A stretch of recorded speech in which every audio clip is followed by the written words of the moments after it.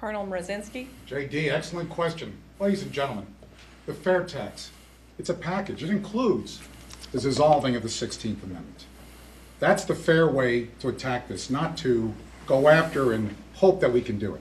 Ladies and gentlemen, in the House and in the Senate, the fair tax has 73 supporters currently and 8 in the Senate. The flat tax only has 10 in the House. And the flat tax only taxes consumption, but what it also does, it taxes everything along the assembly line. Fair tax does not tax used items. Ladies and gentlemen, until something better comes along, Congressman Mrozinski supports the fair tax, and my colleagues that I will meet in Congress. Colonel Mrozinski. Ladies and gentlemen, the first thing that affects us is our energy. As a congressman, you go to Washington to affect policy implementation or changes or get the burden off the backs of the people.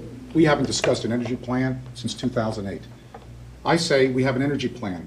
I'll be one of my first acts to Congress is just call for an energy policy in this nation. Balancing the budget? Absolutely.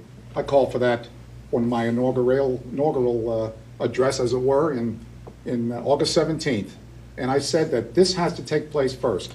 And also, ladies and gentlemen, the Affordable Care Act, less regulation also equals less and more jobs. Less jobs if we keep it, more jobs if we get rid of it. Larry Mrozinski. I'm not a career politician. I'm the only one up here that has stated that I will not accept congressional retirement. I am for term limits. And my career has been serving the United States of America, and I want to serve you again. I believe a character has fingerprints. It tells you where you've been. I don't have any corporate sponsorship or any special interest that I owe anything to. But if you take a look at those in the race, you can find the tentacles that go out and control you, the public, in very inanimate ways. Ladies and gentlemen, I intend to serve as a statesman. That's what separates me from the field up here, and my integrity, my honor. Tested, trusted leadership. Is it not time that we had that? Larry Mrozinski. Well, very interesting question. Social Security and Medicare. It's not an entitlement, but that's what our politicians tell us. It's a trust fund. And I think it should remain solvent. You take $630 million out of the Social Security, Medicare, out of Medicare, and put it into a website for Obamacare. I think that's wrong. When Social Security used for those who are not U.S. citizens, I think that's wrong. And I think that started in 1995 when, in fact, we had America at the brink of looking at the trust funds and sharing with others who had not put into it. Ladies and gentlemen, I think we need to keep Social Security solvent. I believe that private accounts is an option, but that option belongs to the people. What have the representatives come back and said with the people? They haven't asked them.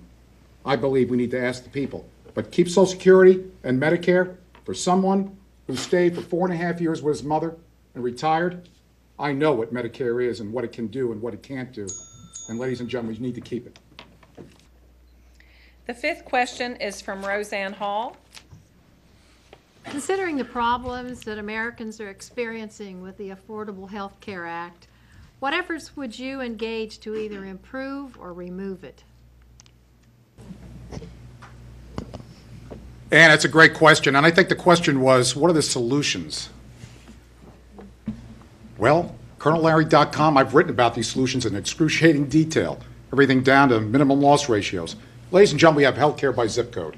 If you live in Albany, you're paying 3 times as much you did on September, October of last year. January 1st, somebody in Albany went up to $364 a month.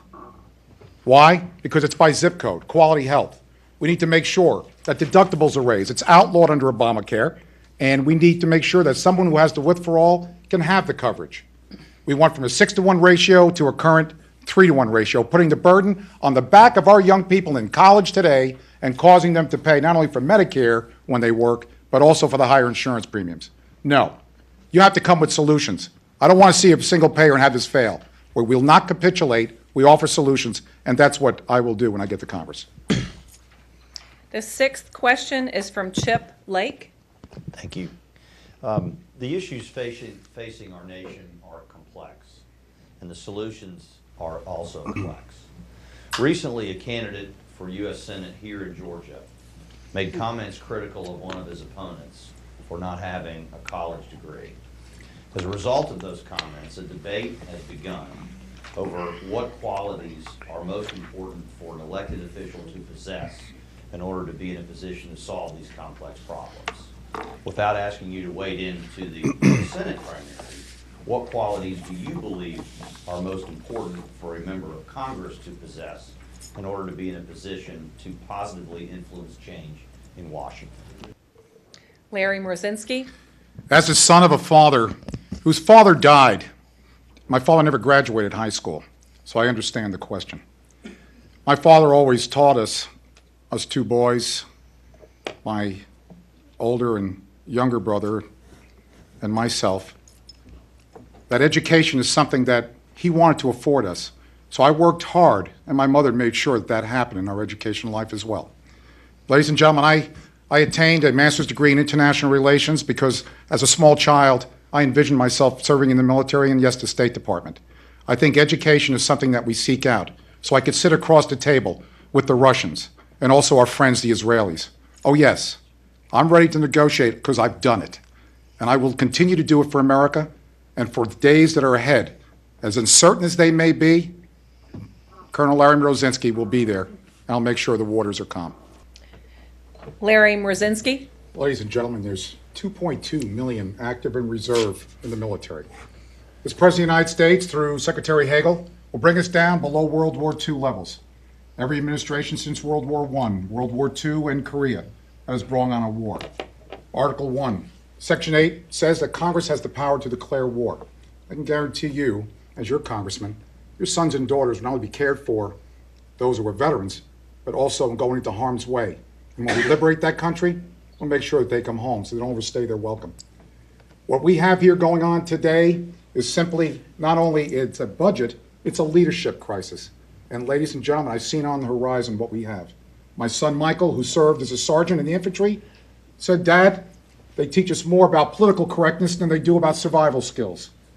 Ladies and gentlemen, that will change because having experience out of the 14 congressional districts, I will bring that to Congress and make America stronger.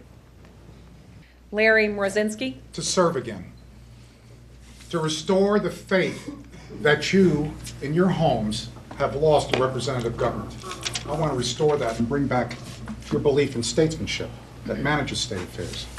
As the 11th Congressional District Representative to our 2012 RNC convention in Tampa, I had the privilege to have input into our platform, 2012, one of the finest that we've ever crafted.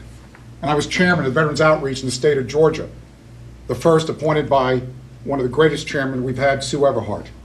And ladies and gentlemen, I've learned across all of Georgia and doing all the walking on nearly 3,000 doors that I've knocked on. They want trust in their representative. That's what they're looking for. And that's why I want to deliver that. Larry Mrozinski. Leadership, ideas, and that's what I put forth in this campaign and I have online. Ladies and gentlemen, I'll give you one example. The donor state. For the last 50 plus years, Georgia's only gotten back 84.0%. Some up here have seen that pass and have done nothing about it. In our House of Representatives, I will make sure that your roads are not tolled. And that's what I brought, that we, as one of 9 out of the 48, are not donor states to the others. So our excise tax from gasoline comes back here. That's one idea of leadership. Talk is cheap.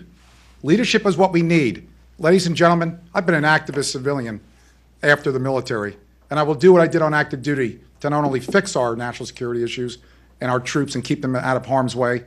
I'll bring that to you in Congress. Larry Mrozinski.